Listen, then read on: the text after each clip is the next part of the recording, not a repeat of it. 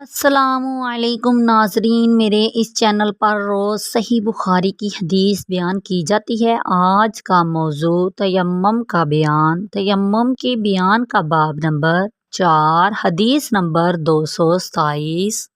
بیان کی جائے گی، جس میں بتایا جائے گا پاک مٹی مسلمان کا وضو، وہ پانی جس سے وضو کیا جاتا ہے اور اسے پانی سے کفایت کرتی ہے۔ اس باب کی پوری حدیث سننے کے لیے میرے چینل کو سبسکرائب کریں اور ویڈیو کو اینڈ تک لازمی دیکھیں۔ بسم اللہ الرحمن الرحیم۔ باب نمبر 4 حدیث نمبر 227۔ پاک مٹی مسلمان کا وضو، وہ پانی جس سے وضو کیا جاتا ہے اور اسے پانی سے کفایت کرتی ہے۔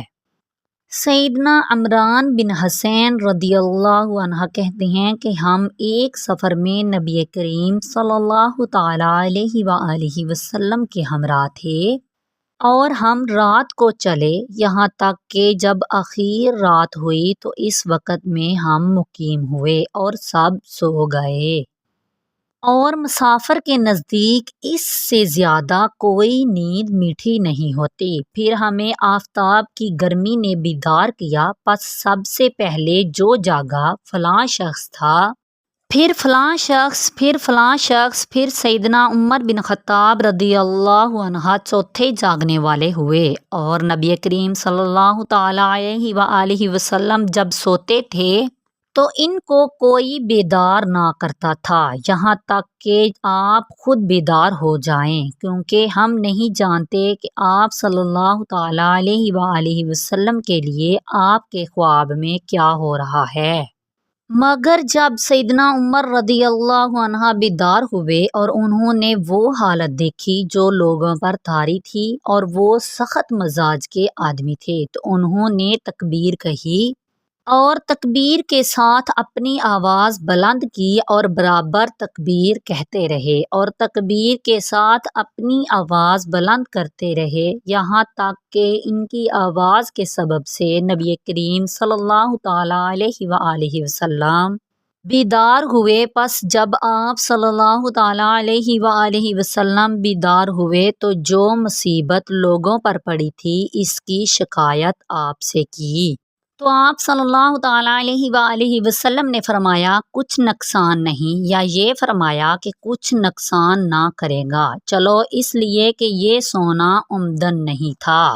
پھر چلے اور تھوڑی دور جا کر اتر پڑے اور وضو کا پانی منگوایا، پھر وضو کیا اور نماز کی اذان کہی گئی اور آپ صلی اللہ تعالی علیہ وآلہ وسلم نے لوگوں کو نماز پڑھائی۔ تو جب آپ صلی اللہ تعالی علیہ وآلہ وسلم نماز سے فارغ ہوئے تو یکا یک ایک ایسے شخص پر آپ صلی اللہ تعالی علیہ وآلہ وسلم کی نظر پڑی جو گوشہ میں بیٹھا ہوا تھا۔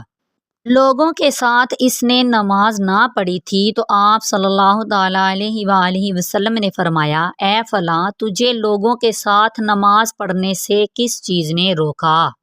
تو اس نے کہا، مجھے جنابت ہو گئی تھی اور پانی نہ تھا۔ آپ صلی اللہ تعالی علیہ وآلہ وسلم نے فرمایا، تو لازم پکڑ مٹی کو تیمم کر اور وہ تجھے کافی ہے۔ پھر نبی کریم صلی اللہ تعالی علیہ وآلہ وسلم چلے تو لوگوں نے آپ صلی اللہ تعالی علیہ وآلہ وسلم سے پیاس کی شکایت کی، تو آپ صلی اللہ تعالی علیہ وآلہ وسلم پھر اتر پڑے اور ایک شخص کو بلایا اور سیدنا علی بن ابی طالب رضی اللہ عنہ کو بلایا اور فرمایا کہ دونوں جاؤ اور پانی تلاش کرو۔ بس وہ دونوں چلے تو ایک عورت ملی جو پانی کی دو مشکوں کے درمیان اپنے اونٹ پر بیٹھی جا رہی تھی، تو ان دونوں نے اس سے پوچھا کہ پانی کہاں ہے؟ اس نے کہا کہ میں کل اسی وقت پانی پر تھی اور ہمارے مرد پیچھے رہ گئے ہیں۔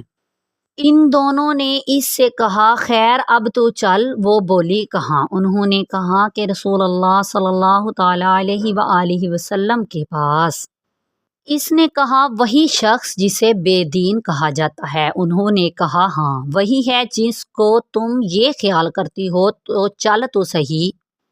پس وہ دونوں اسے رسول اللہ صلی اللہ تعالیٰ علیہ وآلہ وسلم کے پاس لائے اور آپ سے ساری کیفیت بیان کی۔ سیدنا عمران رضی اللہ عنہ کہتے ہیں کہ پھر لوگوں نے اسے اس کے اونٹ سے اتارا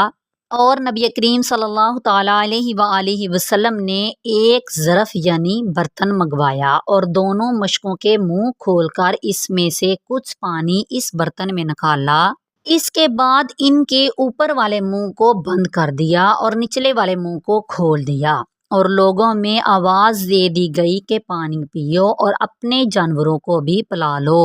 جس نے چاہا خود پیا اور جس نے چاہا پلایا، اور آخر میں یہ ہوا کہ جس شخص کو جنابت ہو گئی تھی اس کو ایک برتن پانی کا دیا، اور آپ صلی اللہ تعالیٰ علیہ وآلہ وسلم نے فرمایا جا اور اس کو اپنے اوپر ڈال لے، اور وہ عورت کھڑی ہوئی یہ سب کچھ دیکھ رہی تھی اس کے پانی کے ساتھ کیا کیا جا رہا ہے، اور اللہ کی قسم جب پانی لینا اس کے مشکوں سے موقوف کیا گیا تو یہ حال تھا کہ ہمارے خیال میں وہ اب اس وقت سے بھی زیادہ بری ہوئی تھی جب آپ صلی اللہ تعالیٰ علیہ وآلہ وسلم نے اس سے پانی لینا شروع کیا تھا۔ پھر نبی کریم صلی اللہ تعالیٰ علیہ وآلہ وسلم نے فرمایا کچھ اس کے لیے جمع کر دو، تو لوگوں نے اس کے لیے اجوا، کھجور، آٹا اور ستو وغیرہ جمع کر دیے، یہاں تک کہ ایک اچھی مقدار کا کھانا اس کے لیے جمع کر دیا اور اس کو ایک کپڑے میں باندھ دیا، اور اس عورت کو اس کے اونٹ پر سوار کر دیا اور کپڑا اس کے سامنے رکھ دیا۔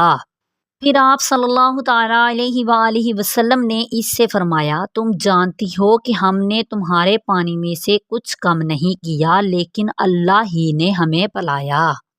پھر وہ عورت اپنے گھر والوں کے پاس آئی، چونکہ وہ راہ میں روک لی گئی تھی۔ انہوں نے کہا کہ تجھے کس نے روک لیا تھا؟ تو اس نے کہا کہ عجیب بات ہوئی، مجھے 2 آدمی ملے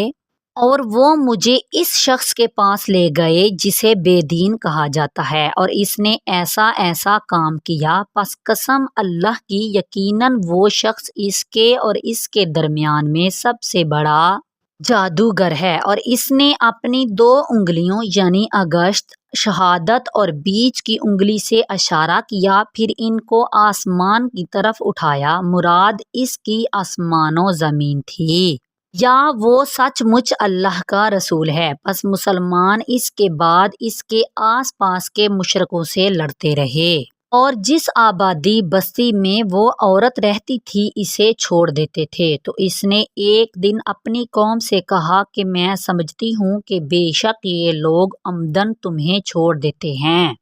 پس کیا تمہیں اسلام میں کچھ رغبت ہے؟ تو انہوں نے اس کی بات مان لی اور اسلام میں داخل ہو گئے۔ اور میری آنے والی ویڈیو میں نماز کے بیان کے بارے میں بتایا جائے گا، جس میں بتایا جائے گا شب معراج میں نماز کس طرح فرض کی گئی، اور شب معراج کے بارے میں جاننے کے لیے میرے چینل کو سبسکرائب کریں اور ویڈیو کو لائک کریں۔ شکریہ۔ آمین بجاہ النبی الامین، صلو علی الحبیب صلی اللہ تعالیٰ علیہ وآلہ وسلم۔